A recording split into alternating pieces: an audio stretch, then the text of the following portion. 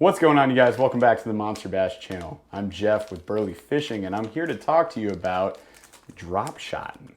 You guys may have received some standout drop shot hooks in your Monster Bass box this month.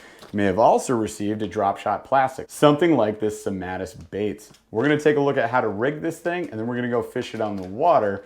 Hopefully these are some tips that will help you guys slam some monster bass. Before we get to that, be sure to subscribe to the Monster Bass channel. You can get previews of upcoming boxes, as well as unboxing videos from Rick himself and technique videos from fishermen and women that may be in your area. You can also go check out my channel, Burly Fishing, if you guys are looking for some unboxing videos, gear reviews, as well as fishing and fun. So these standout hooks, you guys might notice, are a little different from your standard drop shot hook. Normally for drop shotting, I like to use a small hook in which I can nose hook some plastics, usually a size 1, 2, or 1/0. This is a 1/0 hook that I received in my box, but the difference is these standout hooks don't have your normal, just standard hook eye like that. We actually have two little spots here. I'm gonna show you guys how we're gonna rig this thing. I recommend you guys use fluorocarbon line actually for your drop shot, just because it's going to be invisible in the water, and this is a finesse technique in which you wanna plop this thing down right in front of some dang bass and you don't wanna really see the line. That said, if you're in more stained, murky waters, you can get away with mono or braid. It honestly doesn't matter that much. But if you're fishing this in clear water, off of deep points, off of rocky bottom, and there's not a lot of weed cover, you may want to go with fluorocarbon. It will increase your bite ratio. I'm gonna show you how this is actually one of the easiest things to rig up as well. So typically, I'll take my hook, I'll do a Palomar knot with an extra long tag off the end and run it back through the eye of the hook. So if you're using the standard hook, do that. With this hook, it's pretty easy. You can do any knot you want. So if you want to throw a uni, if you want to do an improved clinch, if you want to do a Palomar, you can do any of those. So what you're going to do is you're going to take your line, you're going to slide it through, and we're going to do a Palomar knot here. So what I like to do is just take my line, go through, and then bring it back the other way.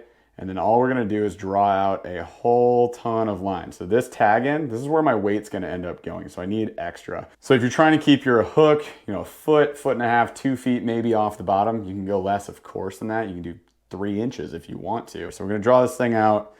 We got our little loop here. We'll pretend this end is going back to our main line on the reel, right? So all we're gonna do for a Palomar, if you guys have ever tied those, you got this loop coming through the hook there. We're just gonna do a little overhand knot with that. So we just go around the line like this, bring that loop back through here, okay? And then we're gonna come back down around that hook. And then from there, we're gonna just bunch everything up here on this end of the hook.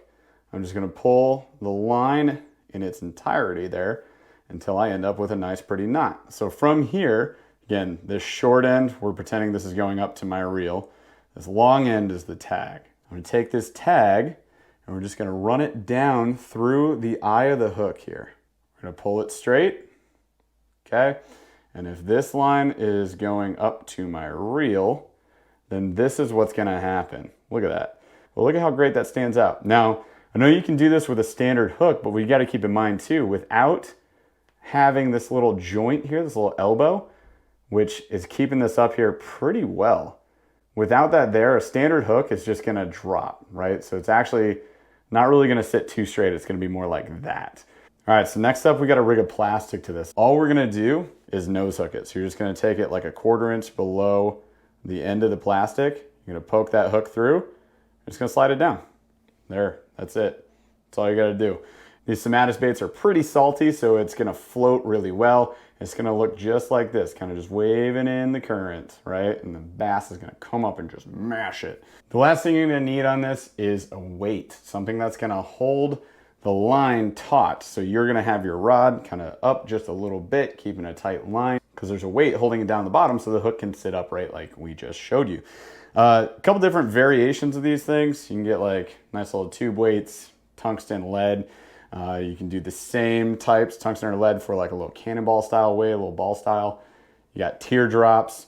My personal favorite is either gonna be the teardrop or the tube style, I call it, or this style of weight, just a little stick there. The reason I like the teardrop or this like tube style is because they pull through the weeds a lot better than the ball style does. You might still get hung up on some rocks with the teardrop, these little tube styles, they get through just about anything. So this is really my personal preference. Also on these weights, what makes them stand out as a drop shot weight is they have this pinch style line tie. So all you're gonna do is run your line through this until you get to the distance you want this hook to be up off the bottom. So in this case, we're at like about a foot, right? A little over a foot. So we're gonna take this and then we're just gonna pull this line up into that line pinch section. And now that weight's not going anywhere. It's good right there. But if you want to ensure or add a little extra security here, ensure that you don't lose this weight, what I recommend is just doing at least one overhand knot. So you just kind of come around here. So you just do a little easy overhand, right? Boom. Now you're really good. If you're fishing a tungsten weight, like I do, you don't want to lose it. This is not tungsten, this is lead, but if you don't want to lose it, then you do another overhand knot. Boom. And then you just clip your tag. Also not necessary since it's on the bottom, but I like to keep things clean. And at this point, you are never gonna lose this. Look, you can pull that a little bit, it's not going anywhere, right? So if you get hung up, you're probably gonna be fine, you'll probably get out of there. So there's our rig. As far as your rod and reel setup go, what I'd recommend is lighter rods. This is a medium action. I like 7 feet, you can go longer, and I'm looking for that sensitive tip. So fast, extra fast kind of tip, looking for that bite. You could of course rig it up with braid like you see I have mine rigged up here, but I'd recommend a braid backer. And I also recommend maybe a high vis braid backer, like white or yellow or whatever. Something where you can see the line move, because that's really where you're looking for your bite. You see it go doot, doot, doot, then you know you can just lift up. It's not, don't rip it out of their mouth, right? This is a gentle finesse technique. So just lift up, set the hook, you're good, you got a fish. Reel wise, go with, smaller reels typically. This is a 2000 size, it's fine, it's a Shimano. It's smooth, it does its job, get the fish in, right?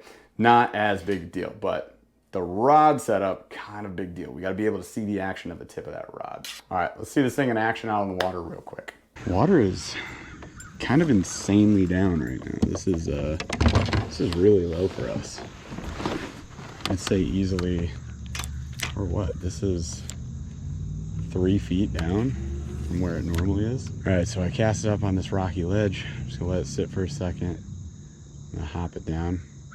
Got a really good weed patch there we're gonna hit too. Based on how low this water is, they should be kind of clustering up. That's fish. That's fish. That's fish.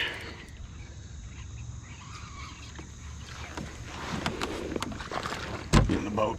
Yeah, buddy. Not a bad bass there, guys. Just letting it sit there. He was just chewing on it. Look at him, right in the top of the mouth. Just where you want to be. Sharp hooks. There we go. Got it out. Yo, little 1 pounder, little chunky guy. Like I was saying, sonar would obviously help if I could like see the structure, find out what I'm fishing. But I have the advantage, this is my home lake. I know where all of the structure on this lake is. I fished it enough times, and I fished the drop shot honestly the same way I fish a Ned. Obviously you can fish a drop shot through weeds a little better than a Ned, but kind of like keying on little points of structure like this. I like rocky areas, I like isolated areas. So if I'm fishing deeper, I'm looking for like the barren wasteland, and then there's one patch of weeds, and I'm fishing that patch of weeds, you know. Kitchen sink. Got him. Got him. Oh gosh. Not good. Not good, but it's okay. We're okay. We got him still. Just gonna lift him up. Oh my gosh. Wow. Decent. Decent. Yes. That was a decent little chunker, man. That was a decent little chunker. Meaty. Meaty. Look at this guy. Later, my dude. Thank you so much. All right, guys. So as you can see, drop shotting works. It's a great finesse technique. It works in almost all conditions, almost all year round. You can use it anytime. I like to bust it out when the fishing's tough, because I know I can get a fish with it. So, hey, try this technique next time you're out on the water. Let me know if this helps. Be sure to subscribe to the Monster Bass channel so you can see more techniques like this from anglers around you. And go check out my channel, Burly Fishing, and subscribe there if you like the content you see. Thanks for watching today, guys, and we'll see you out on the water.